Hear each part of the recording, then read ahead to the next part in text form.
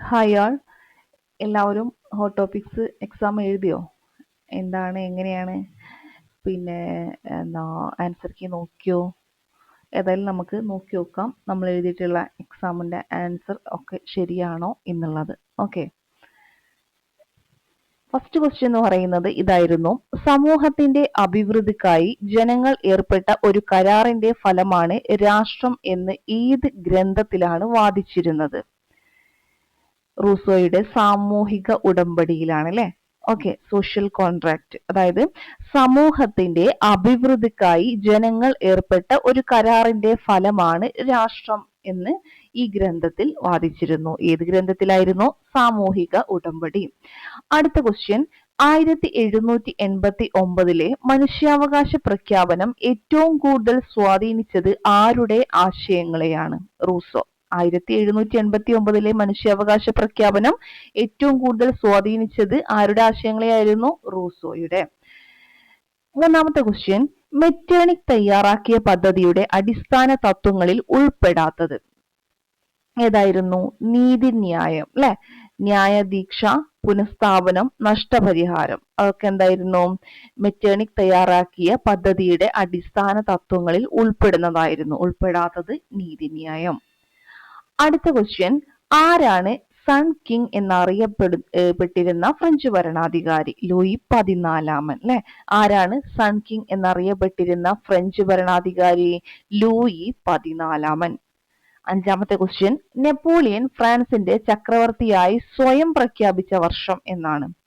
1804 അല്ലെ. 1804 നെപ്പോളിയൻ ഫ്രാൻസിന്റെ ചക്രവർത്തിയായിട്ട് സ്വയം പ്രഖ്യാപിച്ചത്. അൽനിക്കോ ലോഹസങ്കരത്തിൽ ഉൾപ്പെടാത്ത ലോഹ ഘടകം ഏതാണ്? ക്രോമിയം ആണ് അല്ലെ. നമുക്കറിയാം അലൂമിനിയം ഉണ്ട്, നിക്കൽ ഉണ്ട്, കൊബാൾട്ട് ഉണ്ട്, ദെൻ നമ്മൾ പറഞ്ഞു അയണും കൂടെ ഉണ്ട്. അപ്പൊ ഇതിൽ ക്രോമിയം നമ്മൾ വിചാരിക്കും അൽ നിക്കോ അല്ലെ, ക്രോമിയം വരും എന്ന് വിചാരിക്കും, പക്ഷെ ക്രോമിയം അല്ല, കൊബാൾട്ട് ആണ്.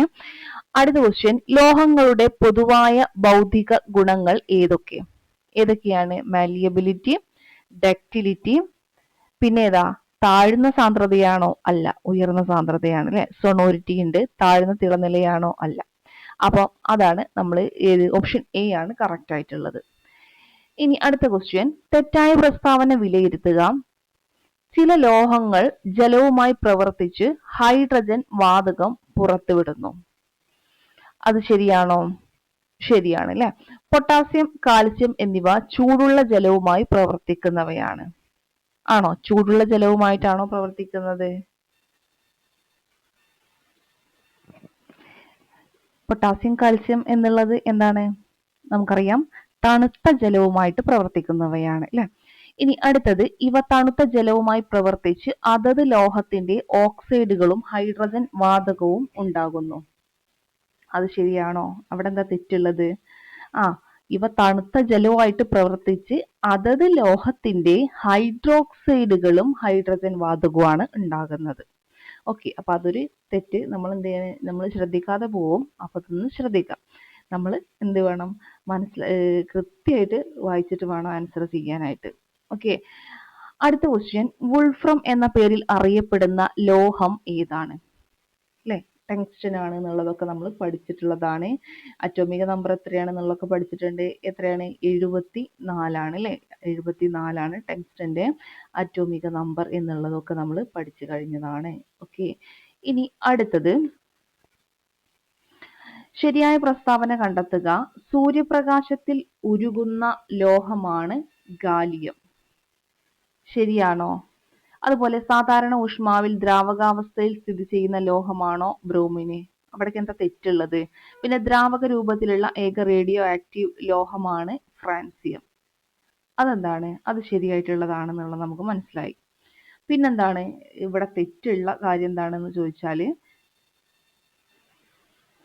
സൂര്യപ്രകാശത്തിൽ ഉരുകുന്ന ലോഹം ഏതാണ്? സൂര്യപ്രകാശത്തിൽ ഉരുകുന്ന ലോഹം CC ആണ് കേട്ടോ. നമ്മൾ നേരത്തെ പറഞ്ഞല്ലോ, നമ്മൾ ക്ലാസ് എടുത്തപ്പോൾ പറഞ്ഞു സൂര്യപ്രകാശം സീസിയം, അങ്ങനെ കണക്ട് ചെയ്ത് വെക്കുക എന്നൊക്കെ പറഞ്ഞിരുന്നു. ഈ ഗാലിയം എന്നുള്ളത് എന്താണ്? കൈവെള്ളയിലെ ചൂടിൽ പോലും ദ്രാവകാവസ്ഥയിലാകുന്ന ലോഹമാണ്. പിന്നെ സൂര്യപ്രകാശത്തിന്റെ കാര്യമുണ്ടോ? ഓക്കെ.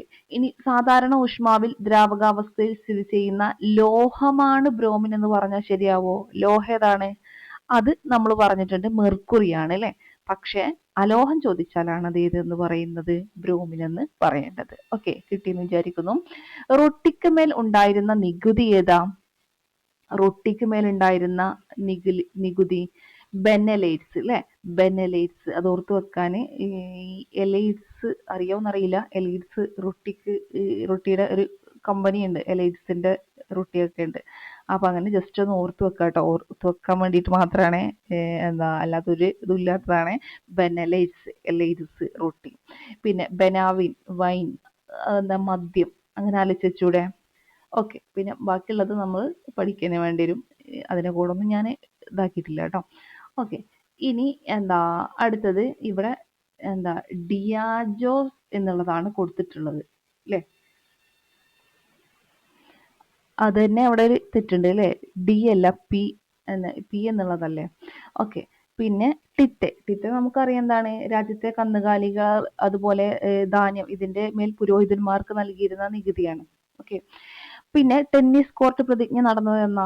1789 ജൂൺ 20-നാണ് അല്ലെ. 1789 ജൂൺ 20-നാണ്. അടുത്ത ക്വസ്റ്റ്യൻ, ഏത് മുദ്രാവാക്യങ്ങൾ മുഴക്കിക്കൊണ്ടാണ് വിപ്ലവകാരികൾ ബാസ്റ്റിൽ ജയിൽ തകർത്തത്? എന്ത് മുഴക്കിയിട്ടാണ്? സ്വാതന്ത്ര്യം, സമത്വം, സാഹോദര്യം അല്ലെ. സ്വാതന്ത്ര്യം, സമത്വം, സാഹോദര്യം. അതൊന്ന് ഓർത്തു വെച്ചേക്ക്. ഓക്കെ. പിന്നെ അടുത്ത ക്വസ്റ്റ്യൻ, ഈ ബാസ്റ്റിൽ ജയിൽ എന്നാ തകർത്തത്? 1789 ജൂലൈ 14. ആ ക്വസ്റ്റ്യൻ വരുന്നുണ്ട്. ഫ്രഞ്ച് ദേശീയ അസംബ്ലി മനുഷ്യാവകാശ പ്രഖ്യാപനം പാസാക്കിയ വർഷം എന്നാ? 1789 ഓഗസ്റ്റ് 12-നാണ്. ഇനി ദേശീയ അസംബ്ലി ഫ്രാൻസിൽ നടപ്പിലാക്കിയ പരിഷ്കാരങ്ങളിൽ ഉൾപ്പെടുന്നത് ഏതൊക്കെയെന്നാണ് ചോദിച്ചിട്ടുള്ളത്. സഭയുടെ ഭൂസ്വത്ത് ദേശസാൽക്കരിച്ചു. ഓക്കെ, അത് ശരിയായിട്ടുള്ളതാണ്. എല്ലാ വിഭാഗങ്ങൾക്കും തുല്യ നികുതി ചുമത്തി. അതും എന്താണ്? ശരിയായിട്ടുള്ളതാണ്. പിന്നെന്താണ്?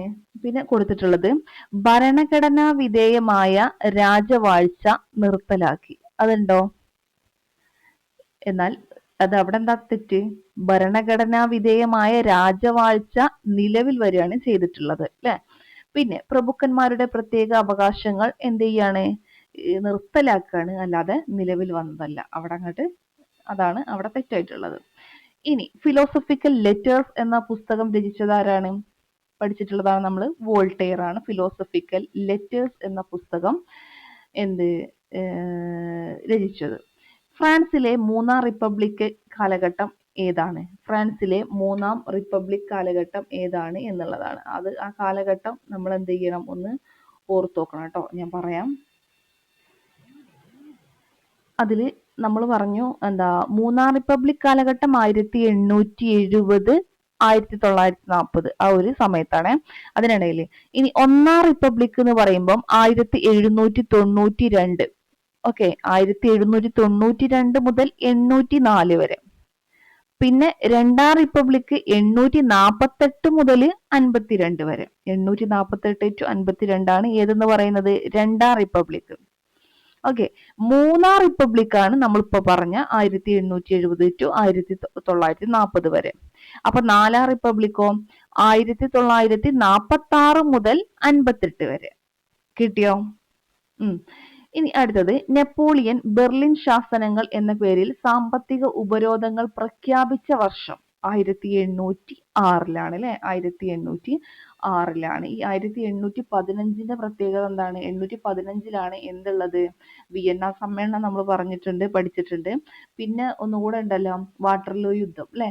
യൂറോപ്യൻ സഖ്യ സൈന്യത്തോട് നെപ്പോളിയൻ പരാജയപ്പെട്ട യുദ്ധം അല്ലെ. അത് വളരെ ഇമ്പോർട്ടന്റ് ആണ്. 1815. പിന്നെ വിയന്ന സമ്മേളനത്തിന് നേതൃത്വം ആരാണ്? മെറ്റേണിക് ആണെന്നുള്ളത് നമുക്കറിയാം. വ്യക്തിയെ സാമൂഹ്യ നിയന്ത്രണങ്ങളിൽ നിന്ന് മുക്തനാക്കുകയും പ്രകൃതി നിയമങ്ങളിലേക്ക് വിടുകയും ചെയ്യുക എന്നത് ആരുടെ ആശയമാണ്? റൂസോയുടെ ആശയമാണ്. ഗാർഹിക ആവശ്യത്തിനായിട്ട് ഉപയോഗിക്കുന്ന ലോഹം ഏതാ? കോപ്പറാണ്, നമ്മൾ പഠിച്ചിട്ടുണ്ട്. താഴ്ന്ന താപനിലയിൽ ഉരുകുന്ന ലോഹങ്ങളിൽ ഉൾപ്പെടാത്തത് ഏതാണ്? മെർക്കുറി, സീസിയം, ഗാലിയൊക്കെ ഉൾപ്പെടുന്നതാണ്. എന്നാൽ എന്താണ്? സോഡിയം അതിൽ ഉൾപ്പെടുന്നില്ല അല്ലെ. താഴ്ന്ന താപനിലയിൽ ഉരുകുന്ന ലോഹങ്ങളിൽ ഉൾപ്പെടുന്നില്ല. ഏത്? സോഡിയം. അടുത്തത് ക്രിയാശീലത കൂടി വരുന്നതിനനുസരിച്ച് ക്രമീകരിക്കാനാണ് പറഞ്ഞിട്ടുള്ളത്. ക്രിയാശീലത കൂടി വരുന്നതിനനുസരിച്ചിട്ട് ക്രമീകരിക്കാനാണ് പറഞ്ഞിട്ടുള്ളത്. ഏതാണ്? അപ്പോൾ അതിൻ്റെ ആൻസർ എന്താണ്?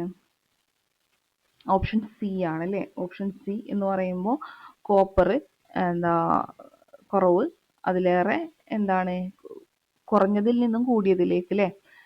അപ്പോൾ കോപ്പർ, ഹൈഡ്രജൻ, നിക്കല്, പിന്നെന്താണ് മഗ്നീഷ്യം, അതുപോലെ സോഡിയം.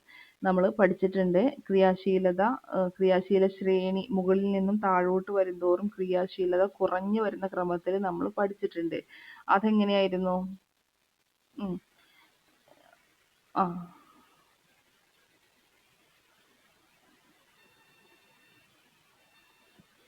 ആദ്യം പൊട്ടാസ്യം, പിന്നെ sodium, calcium, magnesium, aluminium, zinc, iron, nickel, tin, lead, hydrogen, copper, silver, സ്വർണം അല്ലേ?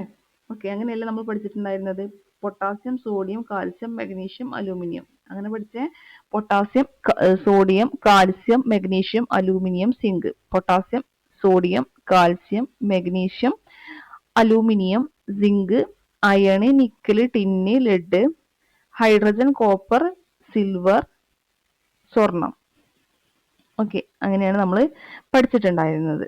ഓക്കെ, അപ്പോൾ ആ ഓർഡർ ഒന്ന് എഴുതി പഠിക്കുക കേട്ടോ. ആദ്യം വരുന്നത് ഏറ്റവും കൂടിയത് പൊട്ടാസ്യം, ക്രിയാശീല ശ്രേണിയിൽ ഏറ്റവും ക്രിയാശീലത കൂടിയത് പൊട്ടാസ്യം, ദെൻ സോഡിയം, പൊട്ടാസ്യത്തിലേറെ കുറവാണ് സോഡിയം, പിന്നെ കുറവാണ് കാൽസ്യം, പിന്നെ മഗ്നീഷ്യം, പിന്നെ അതിന് താഴെ അലൂമിനിയം, സിങ്ക്, ഇരുമ്പ്, nickel, tin, lead, hydrogen, copper, silver and സ്വർണം. ഓക്കെ, അങ്ങനെയാണ് കേട്ടോ. അതൊന്ന് എഴുതി പഠിക്കാം. ഇനി ദ്രവണാങ്കം അനുസരിച്ച് ശരിയായ അത് യോജിപ്പിക്കുക. അത് നമ്മൾ ആ ബോക്സിൽ കോളത്തിൽ പഠിച്ചിട്ടുണ്ട്. അപ്പോൾ നിങ്ങളത് കാണാതെ പഠിക്കാം. ടൈറ്റാനിയം ഏതാണ്? അതിൻ്റെ കറക്റ്റ് ആൻസർ ഓപ്ഷൻ എ ആണ്. 1B അല്ലേ? ടൈറ്റാനിയം എത്രയാണ്? 1670 ഡിഗ്രി സെൽഷ്യസ്. ഇരുമ്പ് എന്താണ്? ഇരുമ്പ് എത്രയാണ്? 1538 degree Celsius. Tungsten 3414 degree Celsius. Copper എത്രയാണ്? 1084 ഡിഗ്രി സെൽഷ്യസ്. അങ്ങനെയാണെന്നുള്ളത് എന്ത് ചെയ്യുക? പഠിച്ചു വെച്ചേക്കാം. പിന്നെ അതിൽ നമ്മൾ ഇരുമ്പ്, വെള്ളി, സ്വർണം, ടങ്സ്റ്റൺ, ടൈറ്റാനിയം, കോപ്പർ, ക്രോമിയം ഒക്കെ പഠിച്ചിട്ടുണ്ടായിരുന്നു. അതൊക്കെ ഒന്ന് നോക്കി വെച്ചേക്കാം കേട്ടോ. വൈദ്യുത തൂണുകളിൽ കാണുന്ന വൈദ്യുത കമ്പികൾ അലൂമിനിയം ലോഹം കൊണ്ട് നിർമ്മിച്ചിരിക്കുന്നതിന് കാരണങ്ങൾ എന്തൊക്കെ? കൂടിയ വൈദ്യുത ചാലകത, നാശനം കുറവാണ്, നേർത്ത കമ്പികളാക്കാൻ കഴിയുന്നു, ഭാരം കൂടുതലാണോ? ഭാരക്കുറവാണല്ലേ അവിടെ വേണ്ടത്. ഓക്കെ, അപ്പൊ അത് അവിടെ നിൽക്കട്ടെ. അടുത്ത ക്വസ്റ്റ്യൻ നോക്കാം നമുക്ക്. ഫ്രാൻസിന്റെ ആഭ്യന്തര കലാപങ്ങൾ നിയന്ത്രിക്കാനായിട്ട് പൊതുസുരക്ഷാ കമ്മിറ്റി രൂപീകരിച്ച വർഷം 1793 ജൂലൈയിലാണ്. 1793 ജൂലൈയിലാണ്. ഒന്നാമത്തെ എസ്റ്റേറ്റുമായി ബന്ധപ്പെട്ട ശരിയായ പ്രസ്താവനയാണ് ചോദിച്ചിട്ടുള്ളത്. ഏതാണ് ശരിയായിട്ടുള്ളത്? പുരോഹിതന്മാരായിരുന്നു ഉണ്ടായിരുന്നത്, എല്ലാത്തരം നികുതികളിൽ നിന്നും ഒഴിവാക്കപ്പെട്ടിരുന്നു, പിന്നെ ഇതാണോ? കർഷകരിൽ നിന്ന് തേയില എന്ന പേരിൽ നികുതി പിരിച്ചു. അതെന്താണ്? തെറ്റായിട്ടുള്ളതാണ് അല്ലേ?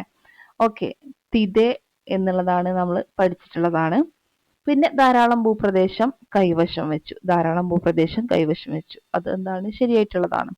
എനിക്ക് ശേഷം പ്രളയം എന്ന് പറഞ്ഞത് ആരാ? എനിക്ക് ശേഷം പ്രളയം എന്ന് പറഞ്ഞത് ലൂയി 15. 1789 മുമ്പ് ഏത് വർഷമാണ് സ്റ്റേറ്റ് ജനറൽ വിളിച്ചു ചേർത്തത്?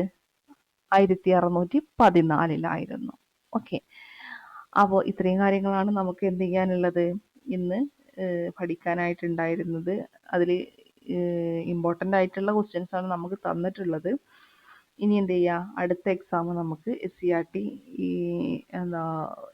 ബേസ് ചെയ്തിട്ടുള്ള ക്ലാസ്സുകൾ ഉണ്ടായിരുന്നല്ലോ, അപ്പോൾ അതിൻ്റെ എക്സാം ആയിരിക്കും ഉണ്ടായിരിക്കുക. അപ്പോൾ അതെന്ത് ചെയ്യുക? എല്ലാവരും നന്നായിട്ട് അറ്റൻഡ് ചെയ്യുക. ഓക്കെ, അപ്പോൾ ശരി, താങ്ക് യു.